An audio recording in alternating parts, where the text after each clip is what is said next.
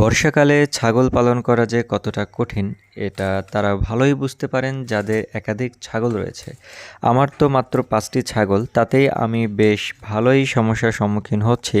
তবে এই সমস্যাকে বিরক্তির পর্যায়ে না নিয়ে সমাধানের রাস্তা বের করে যত্ন সহকারে ছাগলগুলোকে লালন পালন করতে হবে, নইলে আপনি কখনোই একজন সফল খামারি হতে পারবেন না। বর্ষার সময় যখন টানা বৃষ্টি হবে, একদিন দুদিন টানা বৃষ্টি হবে, তখন আপনাদের প্রথমে যে সমস্যার সম্মুখীন হতে হবে সেটা হচ্ছে ছাগলের খাদ্যাভ্যাসের পরিবর্তন আসবে। অর্থাৎ আপনি যে সময়গুলোতে ছাগলকে খাইয়ে থাকেন সেই সময়ে ছাগলগুলো দেখা যাবে যে খেতে যাচ্ছে না, বা যে খাবারগুলো আপনি সচরাচর ছাগলকে দিয়ে থাকেন সময় মাফিক সেই সময়েও দেখা যাচ্ছে ছাগলগুলো সেই খাবারগুলো খেতে যাচ্ছে না। এটা খুবই কমন সমস্যা বর্ষাকালে ছাগল পালনে। তবে এটাতে আপনার হতাশ বা বিরক্ত হওয়ার কিছু নাই। সেক্ষেত্রে আপনাকে যেটা করতে হবে, বর্ষাকালে যেহেতু ঘাস বা পাতা ভেজা থাকে, তাই আপনাকে দানাদার খাবার বা ভুসি জাতীয় খাবারের উপর ডিপেন্ড হইতে হবে এই সময়টা। এটা খুবই স্বাভাবিক, বাট তার মানে এই না যে আপনি সারাদিন শুধুমাত্র দানাদার খাবার এবং ভুসি জাতীয় খাবারই আপনার ছাগলকে খেতে দিবেন। এতে কিন্তু আপনার অর্থের দণ্ড বেড়ে যাবে এবং ছাগলেরও সমস্যা সৃষ্টি হবে। আপনি যেটা করবেন সেটা হচ্ছে, আপনার যে ছাগলগুলো যে খাবারগুলো খায় ঠিক সেই খাবারগুলোই দিবেন, কিন্তু অল্প অল্প করে বারে বারে খাওয়ানোর চেষ্টা করবেন। দেখা যাচ্ছে যে আপনি যে মাপে ভুসি দিচ্ছেন সেই মাপে না দিয়ে একটু কম দিবেন, বা যেভাবে ঘাস দিচ্ছেন সেভাবে না দিয়ে একটু কম দিবেন। অর্থাৎ অল্প পরিসরে দিবেন, বারে বারে খাওয়ানোর চেষ্টা করবেন। এখন ঘাস এবং পাতাটা আপনি কীভাবে খাওয়াতে পারেন, যেমন দেখুন আমার কিন্তু আজকে টানা এই সময়টাতে যে বৃষ্টি যাচ্ছে সারা দেশে, 2 দিন বৃষ্টি গেল। আজকে কিন্তু আমি ছাগলগুলো, এখন একটু বৃষ্টি কম, আকাশটা একটু ফাঁকা দেখার পরে আমি ছাগলগুলোকে কিন্তু ঘর থেকে বের করে দিয়েছি।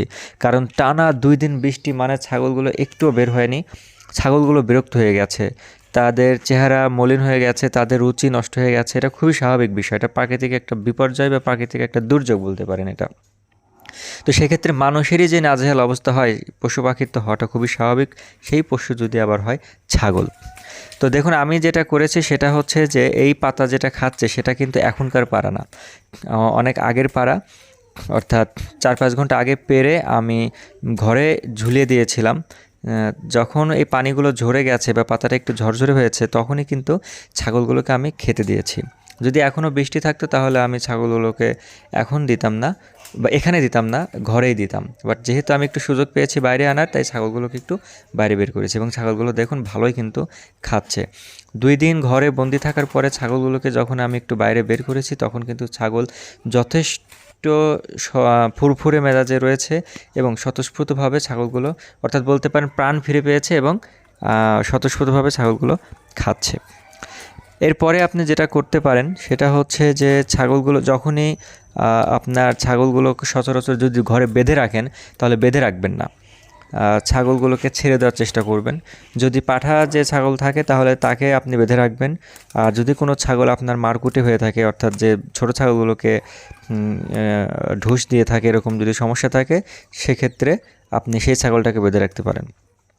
আর বারবার কিন্তু আপনার ঘরের মাচা এবং নিচে পরিষ্কার করে রাখতে হবে, যাতে স্যাঁতসেঁতে ভাবটা বেশি না হয়। এমনিতে আপনি স্যাঁতসেঁতে ভাবটা কন্ট্রোল করতে পারবেন না, কারণ বর্ষাকালে ছাগল পানি যতই কম খেতে চাক, পেশাবটা একটু বেশিই করবে।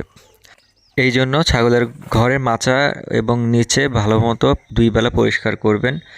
এরপরে আপনার যে সমস্যার সম্মুখীন হবেন সেটা হচ্ছে যে ছাগলের ঠান্ডা লেগে যেতে পারে, সর্দি, বিশেষ করে সর্দি লেগে যাবে, ছাগল কাশতে থাকবে। তো সঙ্গে সঙ্গে আপনি ওষুধ দেওয়া শুরু করবেন না। ছাগলের সর্দি, বিশেষ করে এই জাতীয় তোতাপুরি বা বিটল, হরিয়ানা যাই বলুন না কেন, এই বাইরের ছাগলগুলো কিন্তু আবহাওয়ার একটু এলোমেলো হলে পরে ঠান্ডা লেগে যায়। এই জন্য আপনারা সঙ্গে সঙ্গে ওষুধ দিবেন না। যখন বৃষ্টি চলে যাবে তখন ছাগলগুলোকে যখন বাইরে বের করবেন, রোদের মধ্যে কিছুক্ষণ রাখবেন, বা ঝরঝরে আবহাওয়ার মধ্যে একদিন রাখার পরে যদি দেখেন যে আপনার ছাগলের সর্দি কাশি ভালো হয়ে যাচ্ছে, তাহলে আপনার ওষুধ প্রয়োগের কোনো প্রয়োজন নাই।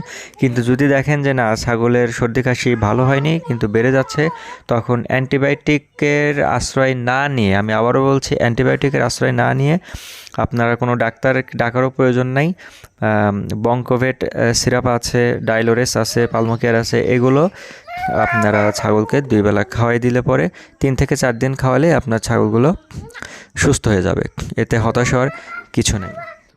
তো এভাবে আপনাদের ছাগলগুলো যত্ন নিতে থাকুন, আশা করি আপনারা সফল হতে পারবেন বলে আমি বিশ্বাস করি। সবাই ভালো থাকবেন। আসসালামু আলাইকুম।